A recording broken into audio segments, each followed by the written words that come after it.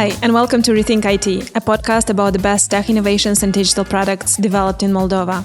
I'm Daniela, the community manager at Moldova Innovation Technology Park and one of the podcast hosts. And I'm Dumitru. I'm a businessman and a marketing specialist. I'm glad to join Daniela in this podcast, Rethink IT, and dive into the stories of our guests and bring you the marketing perspective of each story. In every episode, we'll unveil a new hidden champion from the local tech ecosystem. We're planning to have refreshingly honest, open, and fun conversations as we will unpack our guests' strategies, learn from their experiences, and also find inspiration around innovative uses of technology. Today we have a guest from the UK. I feel very passionate about Moldova. Tell us about your HR strategy. We process 11 million transactions per year, which has a value of 1.5 billion euros. And maybe an advice how to find some money? The only way to grow and to start a business is get very early seed funding. Where did you get the money to, establish the company? Banks aren't our competitor, and in fact, they are sometimes a source of opportunities. It's for the first time that I've seen this concept of augmented teams in your office. Go big or go home. Hello and welcome to a new episode of the Rethink IT podcast, a new one in English. It's been a while because today we have a guest from the UK. We have Darren Wooding, founder and CEO of KeyIVR, a company that offers automated payment services using the IVR system, which stands for Interactive Voice Response via web, SMS, mobile apps, and more for companies across Europe, UK, and US. Hello, Darren, and welcome. Hi, and bienvenue. Hi, thank you. Thank you for having me here. I'm actually very glad we're finally filming this. We've probably rescheduled this for like 3 times because you're always, as you just said, you're always in between Moldova and UK. And probably my first question, we usually start with a little bit of background and all that, but probably my first question would be, why Moldova? Why Moldova? That's quite easy. I've never been someone with such a passion and an energy for people to learn and advance and want to know more. I found this when I first came here. We originally were working with a company in Romania, and then we came to Moldova. And there's an energy, there's a drive. People want to be better. They take time and trouble themselves to learn and expand their knowledge. And it's that drive that it's so unusual to see. I was impressed. It seems that the government policy for investing in IT, in technical education, has meant that there's been a good base here, a good grounding in people with technical talent. Mm-hmm. So combine that with the passion that we see, and it's a great place to base ourselves. That's very nice to hear. When did you came for the first time?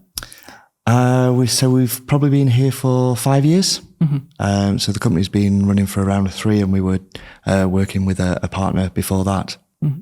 But so you found out about Moldova through the partner, you're saying? Through our partner, that's right. Yes. So they have bases across Eastern Europe, and that's when we came here and really fell in love with the country and decided we want to make a permanent base here. Mm-hmm. Okay. Then tell us a little bit about yourself, the background, your entrepreneurial background, or even experience in previous companies before starting KeyIVR. What made you start KeyIVR? How did it all happen? Where did the idea come from? And then moving on to what KeyIVR actually does. Okay, that's quite a long question.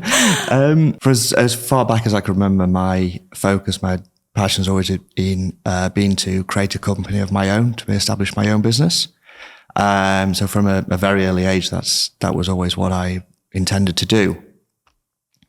I was also fortunate that again, when I was very young, I was given a very basic computer, and at the time, computer games were rare but also extremely expensive. So the thing to do is you would learn to program. Mm-hmm. And that's when I found my passion was in software development. So I was able to combine that with my desire to create a business. So KeyIVR was actually created out of 2 other businesses I owned previously. So one was an IT support company with a a software development focus and an e-commerce telecoms website where we would sell telephone systems, but also software-based platforms into call centers. I was talking to a customer, this would be back in 2006.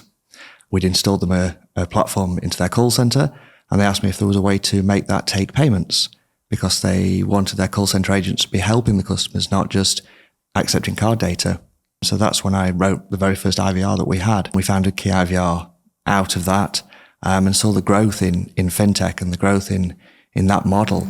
So that's when I decided to, back in 2008, then focus on KeyIVR. That's where, that's kind of where it started.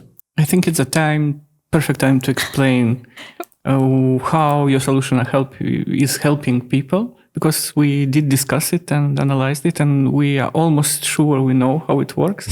But maybe you can please explain us.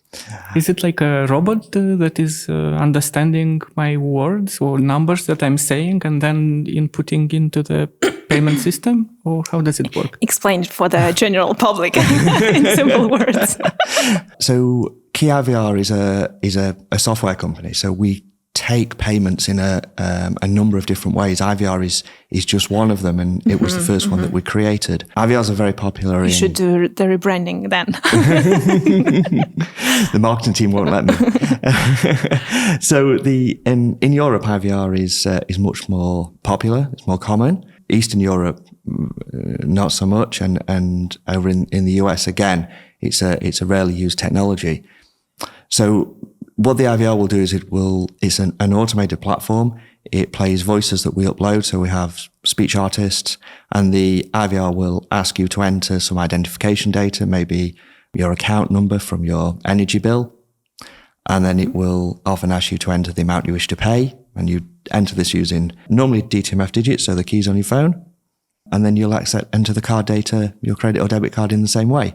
So the first time when we first created the product, we were having to actually explain what the technology was, even to the customers in the UK, as a huge ROI saving, 86-87% on the value of using an IVR for automated payments as opposed to people in call centers, because you're only paying for the solution.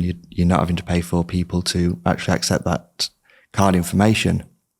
And what we then did is evolve that into different payment methods, depending on what our customers required.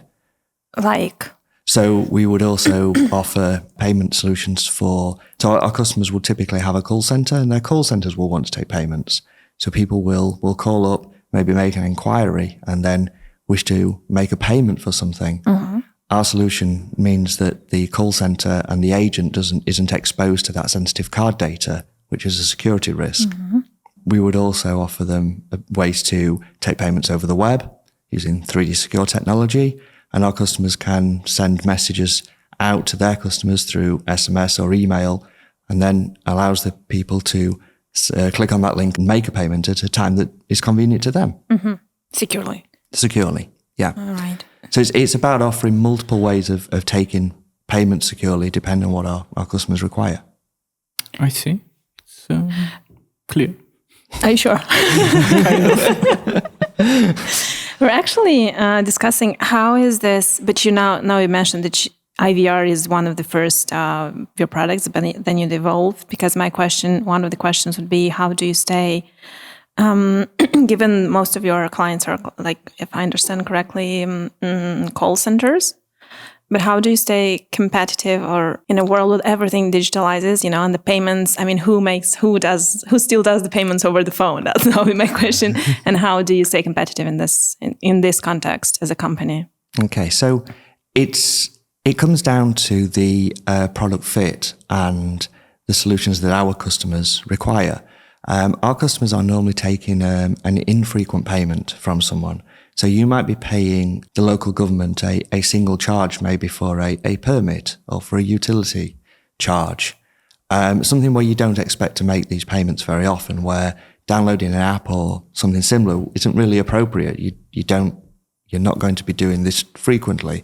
It's not like the apps that we may see where you'll purchase food online, where it's something you'll do continuously. The other use case is often if you're wanting to set up a payment arrangement, a plan. So maybe you've got a debt that you want to automatically come off of your card every month or every week. So these types of automated solutions where you will go on and ask it to set up a plan for you to take just small amounts in regular intervals. So the use case for our customers is often that is for exactly those. It's for infrequent transactions that they're wanting to take. And they need to take those payments securely. So we need to make sure that as few people are exposed to that card data as possible. And how do we stay current is looking through the market trends and seeing what is required and seeing what is driven. So we're driven by what our customers come to us for. So recently, one of our customers had within their call center, they wanted to be able to use speech technology to take the card data instead of keys. So over the summer, we did some research development work based out of our Moldovan office and have since delivered a solution to allow our customers to do that.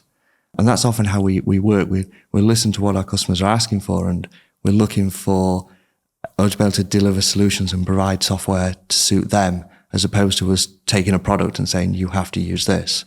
We better spin that round because ultimately we're a software company at heart. Mm-hmm. What are other kind of payments? Do you, because I saw something with Bitcoin or any crypto. So any kind of, do you have any kind of payments? Processing. Not processing. Payment methods. Currency, I guess. Is cryptocurrency? Kind of. Yeah. It's currency, but crypto. That's why it's cryptocurrency. So the majority of our transactions are still credit and debit card, as you'll see today. Mm-hmm. We offer crypto on the platform, open banking, and direct bank transactions. So again, as people come to us or as we see the market evolving, we will add these payment channels to the platform to offer them to our customers.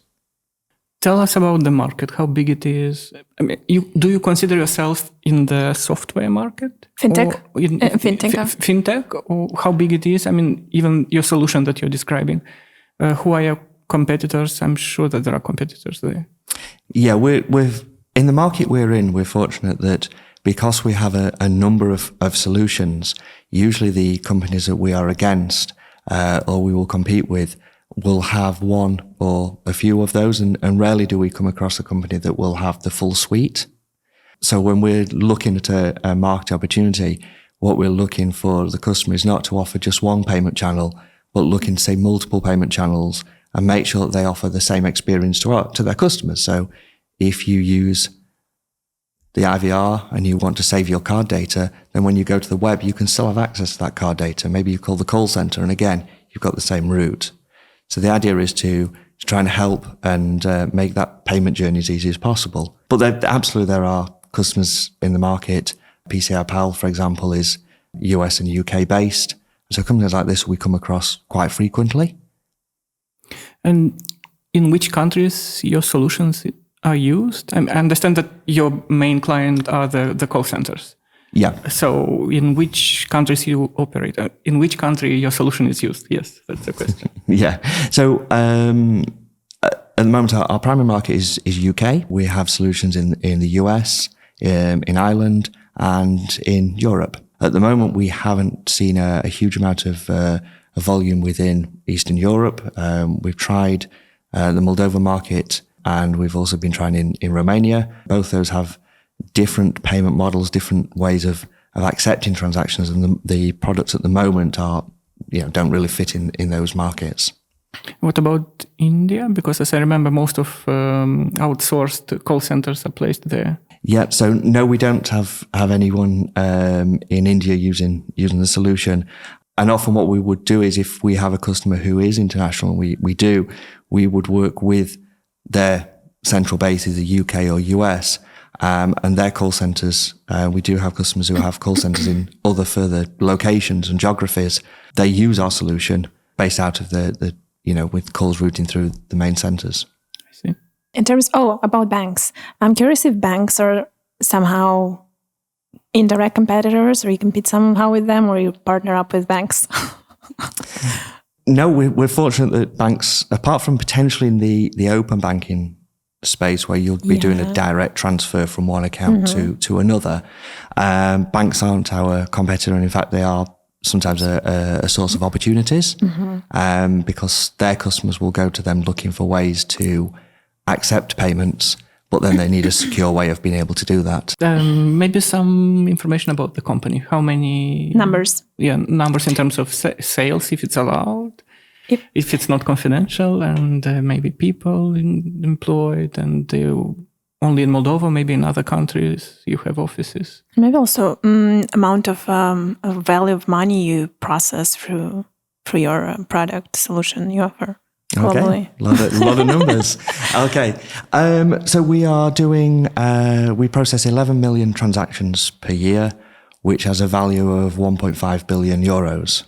Across that, so we have 2 sites. We have roughly 65, 70 employees, and they're split equally between the UK and the Moldovan offices. So we operate as a fully augmented company. So each one of our teams, sales, development, testing, support, project managers, work in both offices.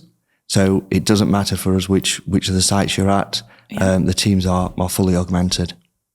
When you say augmented, what do you mean exactly? I mean, we'll talk about the screens in your office later, but in this context, when you say a salesperson, I mean, it doesn't matter where it's based, Moldova or UK. That's right. Augmented. What do you mean exactly when you say augmented? What I mean is the team. So let's talk about project managers. So our project managers, we'll have project managers in the UK office, in the Moldovan office, and we've got one based out of Thailand. And they operate as one unit, one team. So they will join the same stand-ups, they will have the same customers. And so what we do is we work very hard to make sure that it is seen as it's one company. It just happens to have 2 sites. Okay. I'm curious to see also, have you bootstrapped? How did you grow as a company? Did you get investments? And also curious, what is because the fintech industry is growing and it's growing fast. And what is the year-on-year growth for you as a company? Because you were established since 2008, right? That's right. And if you bootstrapped, where did you get the money to, establish the company? Like, direct question. Yeah. So yes, KeyIVR is bootstrapped. We haven't gone out for funding. So the company was founded, as I say, out of 2 previous companies that I owned. And that was, so we started incredibly small, and I've been fortunate to grow from there. We took a boost about 6 or 7 years ago now. We were introduced to a university in the UK called Cranfield Business School. We were introduced there by one of my customers, actually, a close friend. And what the business had plateaued. We'd reached almost a ceiling. And we were fortunate that Cranfield Business School have a program for high growth businesses where they take the company apart with you over a short period and force you to examine every department from finance, sales, marketing, it's like an accelerator. Yeah, accelerator. Program. So and from there, then we saw some real growth. We saw, we were able to truly believe in ourselves and knew that we could do this without having to have external investment, external funding. And that then pushed us, much faster. Did you start as a one-man show, given you have the technical and knowledge? Yes, that's right. That's how the usual, typical story of a bootstrapped company. Okay, I'm also, tell us a bit about the clients. And is it only call centers, or is there what other kind of clients you have as companies? And also maybe expand on what exactly is the value, as the KeyIVR solution provides to them? Like, how do you help their businesses? Why should they use your solution? So across our client base, with almost without exception, they are in a B2C marketplace, and they will have a call center taking payments because they are themselves having to collect payments from their clients. And that's why they need automated solutions and solutions that provide ways of taking payments securely. There's a lot of compliance, a lot of regulation in the industry. The industry standard is called PCI DSS, which is a standard that you have to adhere to if you, as a business, accept credit or debit card data. By using a solution such as ours, it helps you either reduce your compliance requirements under that or remove it altogether, because you're exposed to the bare minimum of card data or none at all if you fully outsource. So that's what we will be looking to help our customers either reduce their compliance costs, reduce their risks, or remove it altogether. Interesting. Did you try to cooperate with e-government here, electronic government? We have a movement, a whole movement since maybe 15 years ago. We try to digitalize our government services. So we have a portal which is called MPay. So you could pay mainly for everything related to taxes, to fines, to any payments. Did you try to work with governments maybe in Romania or Moldova? We haven't tried to work with the governments. What we have tried to work directly with the banks. And probably 2 years ago now, I had meetings with a number of the major banks within Moldova to try and establish ways of taking card payments, to establish what would term as a merchant accounts, or ways for them to offer card processing to their customers. But unfortunately, we really struggled to get the concepts across, and the banks were going their own path with that. So it was unfortunately why we very much wanted to provide the service into Moldova. We feel very passionate about Moldova, and we wanted to flagship the brand and be able to provide the services. But unfortunately, at the time, the technology wasn't available to us. I see. So the local market wasn't ready. I mean, the local bank. Yes, it was the banks. We've talked about the mentioned about the augmented teams, and we visited your office here in Moldova, in Chișinău, actually, which is just across the road from our office. And even though I visited a lot of offices of like big international companies that are in Moldova based also, it's for the first time that I've seen this concept of augmented teams in your office, and that's the screens across the office, and you're basically connected to the UK. Moldova and UK teams are virtually connected, ongoing, like 24 hours, 24 out of 24. And my question would probably be, why was that needed, and what are the benefits that you've seen ever since you've implemented this idea of augmented teams, and when did you implement it? Initially, when we created the business, it was to enable us to grow through a software development route. We'd hit physical capacity in the UK office. We needed to grow faster, and that's why we established a second base here. As we became more familiar with the country and the people, we then expanded the software team to testing, project management, and so on and so forth.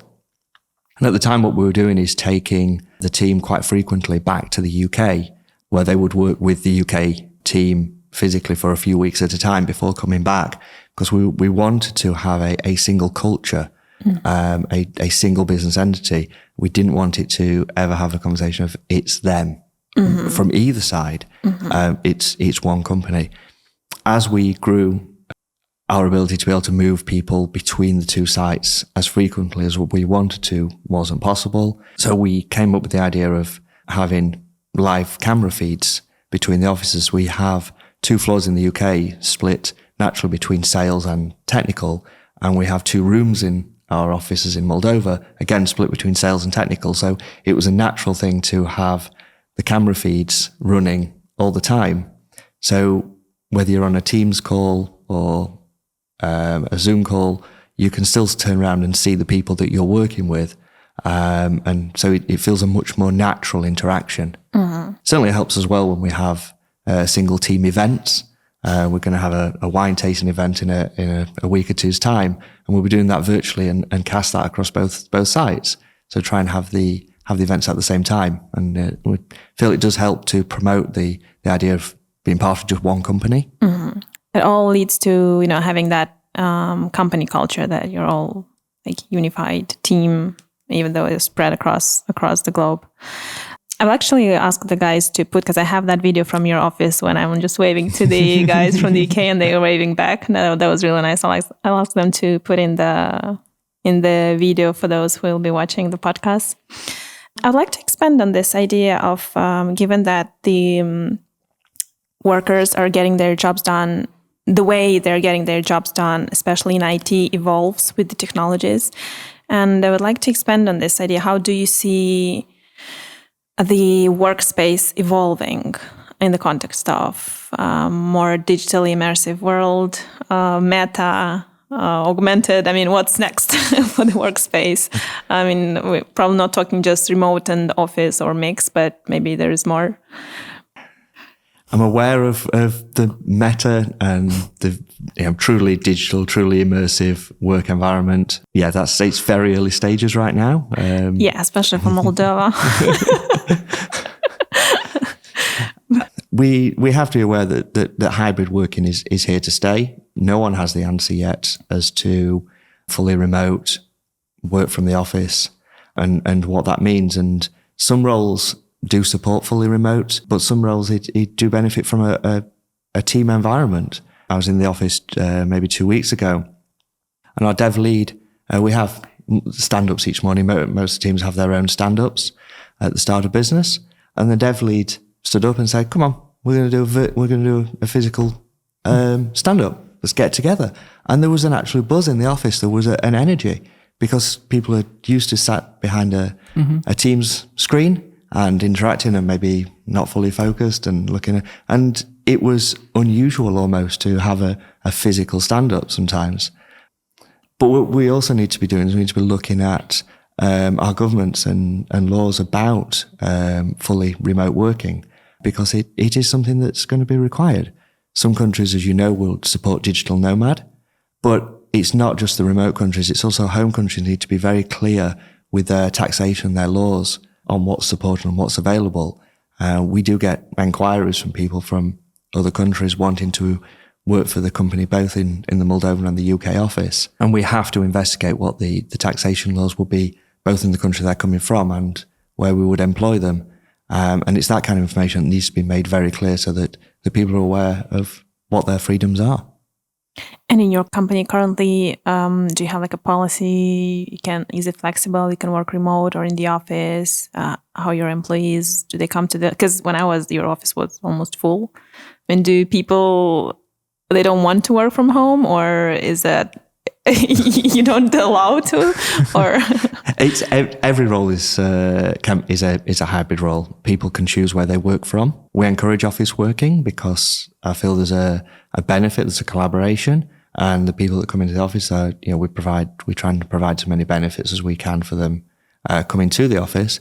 But clearly there's expenses in travel. Travel is becoming very expensive. Not everyone can make the journey, and those people who choose to work remotely are fully entitled to. Probably saying that the journey is expensive is probably more relevant for UK. Moldova is more about, time, I guess. Yeah, we ask this question often, if you have an established process on innovation and how do you innovate, and what are the plans for your solutions, if you have any. What's next for you? Any ideas how you're going to improve it? Well, it's not bad. Maybe change it, not improve. Take it forward or move it.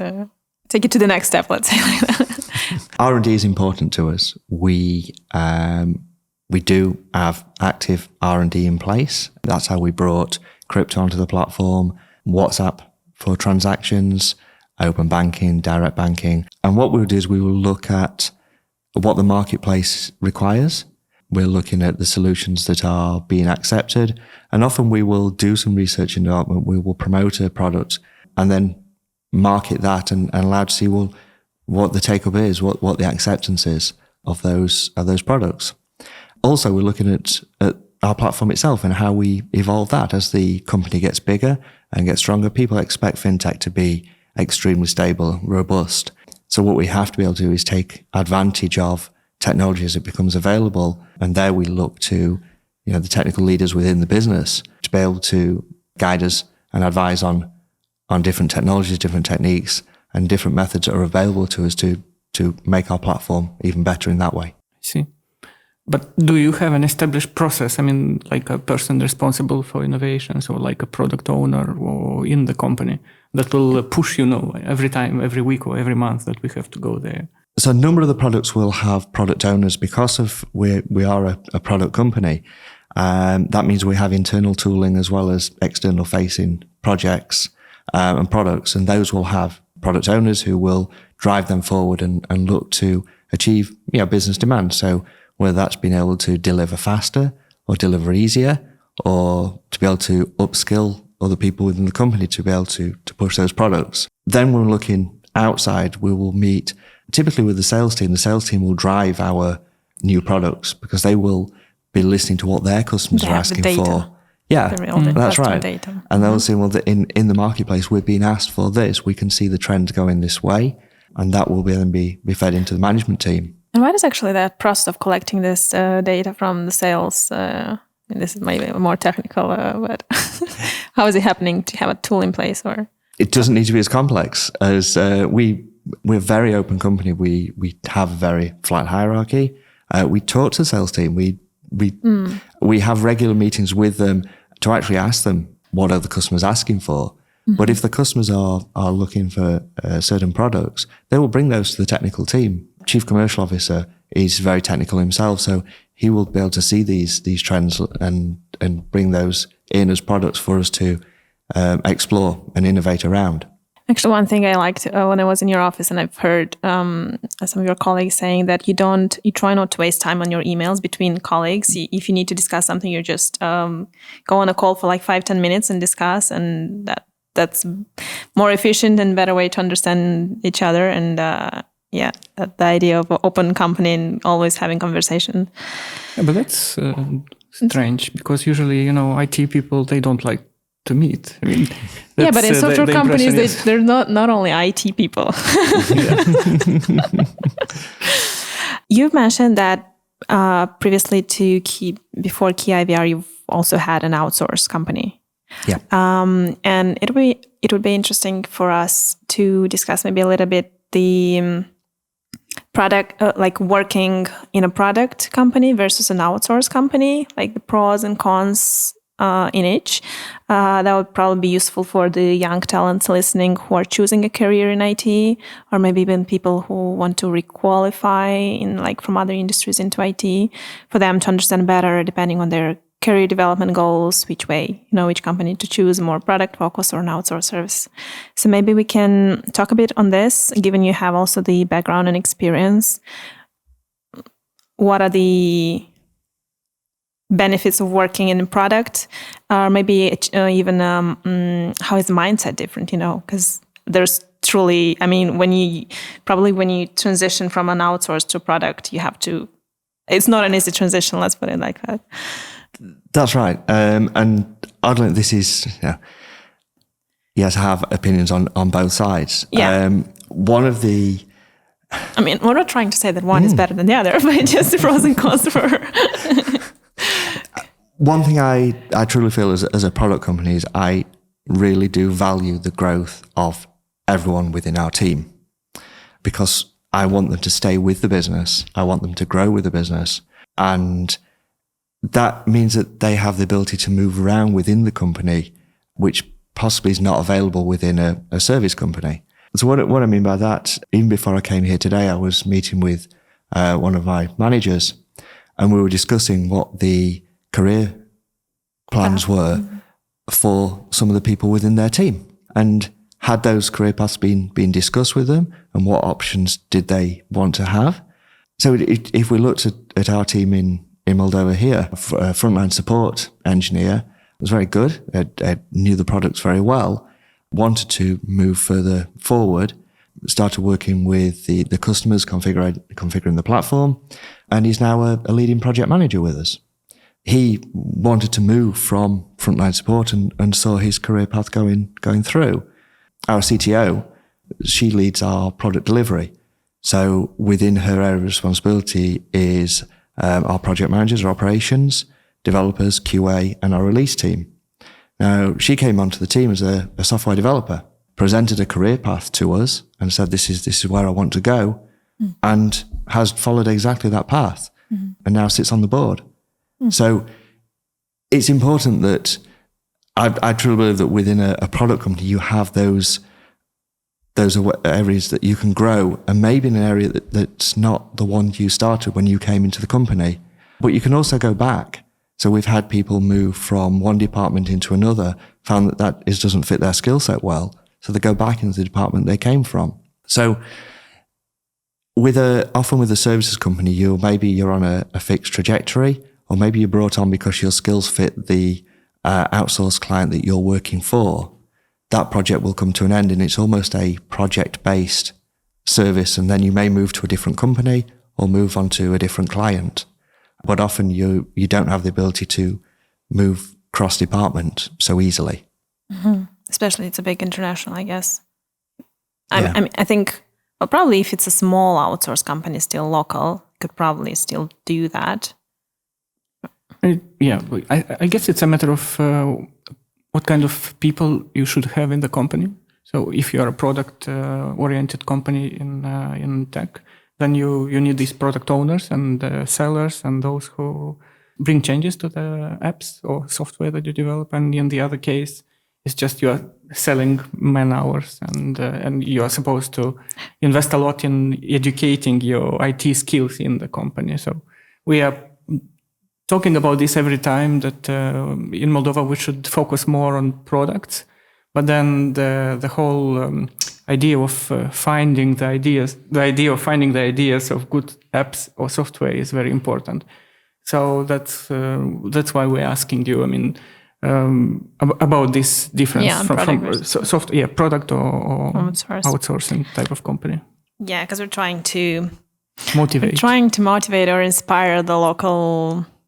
Not local established already companies, but at least the new ones that are popping to focus more on innovating for their own product and not just be an outsourced company that's selling a man hour. What you can do with, I'm sorry, just kind of on that topic, and it does become down to ownership, as you say. With with a product company, you're able to, if you want to actually own the product you're working on.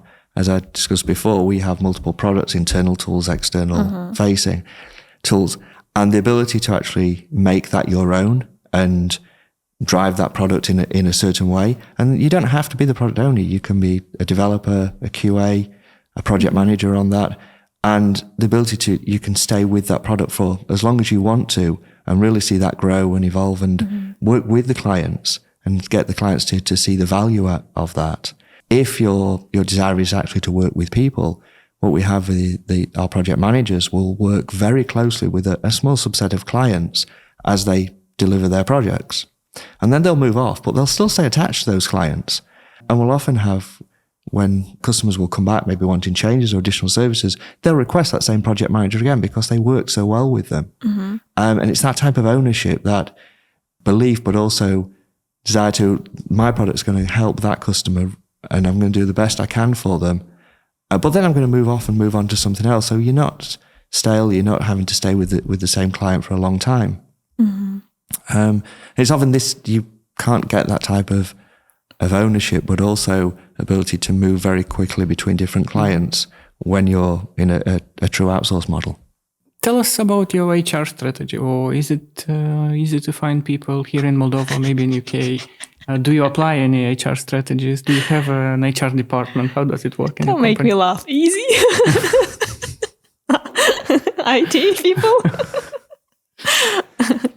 The IT market in Moldova is extremely competitive. It's almost turning into a contract-based market where people will, certainly from an outsource model, go to a client or go to a company for a very short-term project, complete their work and then move to a different company, which does pose a challenge for a product-based company like ours, where we're wanting people to stay with us for some time, and we would want to invest in those people, invest in their careers. But the return from that is we're looking for them to stay with us. So yes, we do. We have a HR department in Moldova run by Inga. She's very successful. Inga and Constantina will look after HR for both the Moldovan and the UK recruitment. And that is a constant exercise of making sure we stay current in the market, making sure our brand is known so that people will come to us as well as us going to reach out to them. And we're fortunate that we're seeing that now. We're seeing people actively approaching us and looking to see what roles we have available. which is You don't which is hear great. that Yeah, Are you talking about junior people mostly, or is it also middle and senior people? no, middle and coaching? senior, Right. which is good. Yeah. Yes. Inga's doing a good job then with She's the doing a employer very good branding job. locally. Maybe to close it off for probably my last question.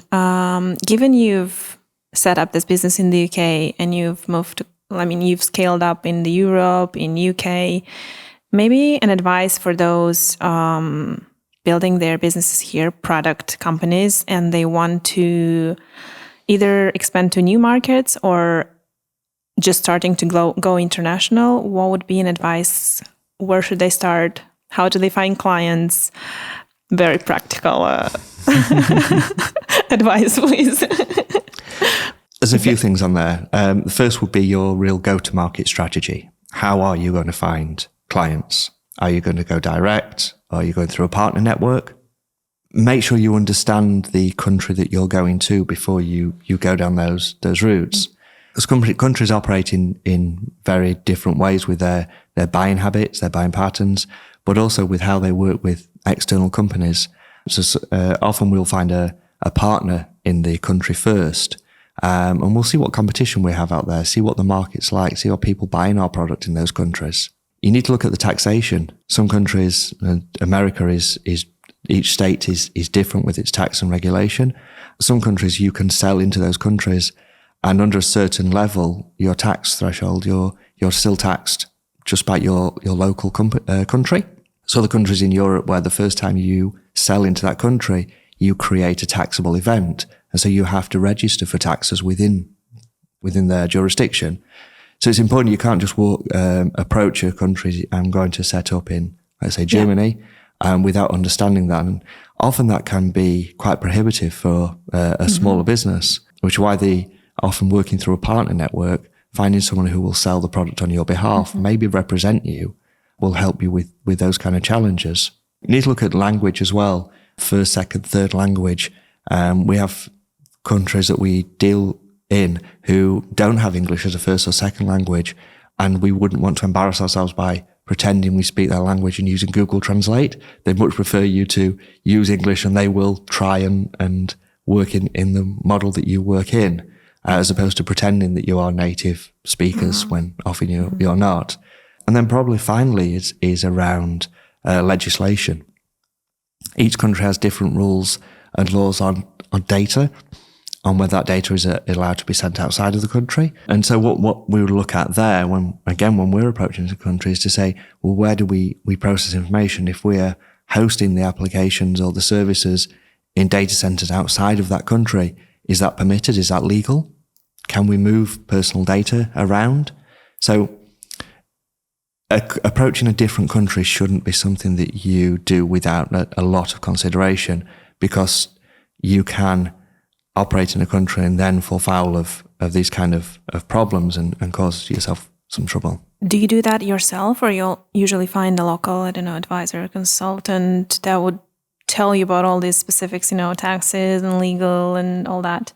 If you're approaching a country, as we did when we came here, we would talk to lawyers and accountants first. There are small business lawyers and accountants. You don't need to go to any of the big four, and they will often be happy to work with you and help you with that. But also if the country has a government entity within the place you're going to, they will also help you and advise you with those types of laws and assist you with, so you don't have to spend a huge amount of money on external consulting fees. Can you give us an example? You've mentioned usually find partners in some countries. Can you give an example of a partner you found in another country that is selling the product on your behalf? Yeah, so when we America is a very difficult market to crack. The phrase often is go big or go home if you're going to America. And the advice is, unless you've a few £1 million to spend, don't even think about it, because the American market requires you to have a physical presence in the US. They need you to have people on the ground. And it seems to be that's the way that the companies really succeed over there, is actually put in a senior member of the team there and actually live and breathe the culture. And that's pretty much the only way to grow if you're in the American market. So we chose the other route, which is we work through a partner network. So we will have partners who are in selling call center services, selling software products, and we will partner with them to provide solutions to their clients and provide our solutions. And that's a way that enables us to get into the American market without having to go through the expense of physical establishment. Interesting. Well, I really hope that would be useful for some small companies out here. And maybe an advice how to find some money to finance you.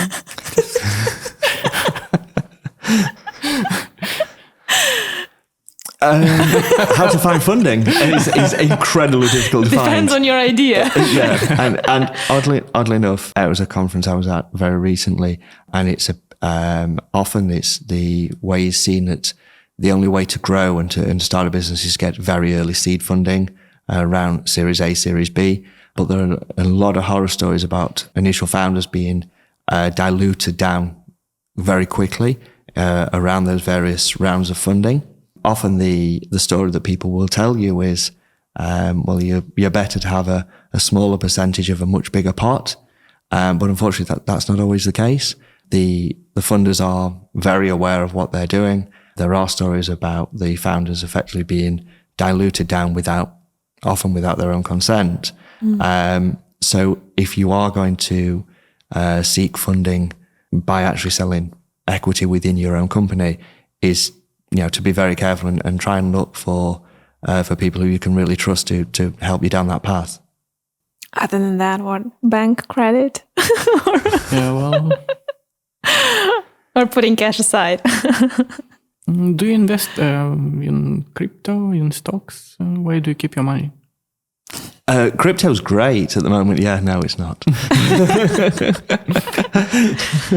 Yeah, crypto's seen a huge crash, as you know, and that market's very much struggling to recover right now. Have you done any investments in that? Yes, and I'm waiting for those to recover. What? You're looking? Have you invested as well? No. I'm starting to invest now. I think we are on the bottom. I hope it doesn't go lower. So it's a good time to start buying. I think so. Well, Darren, thank you very much for coming over.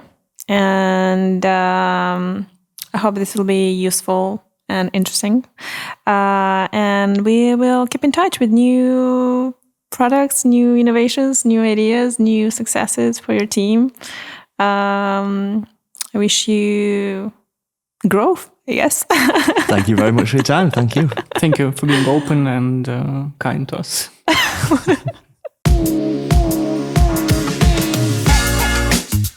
This podcast is supported by the Economic Policy Advice to the Moldovan Government Project, implemented by GIZ Moldova with the financial support of the German Federal Ministry for Economic Cooperation and Development and of the Swiss Agency for Development and Cooperation.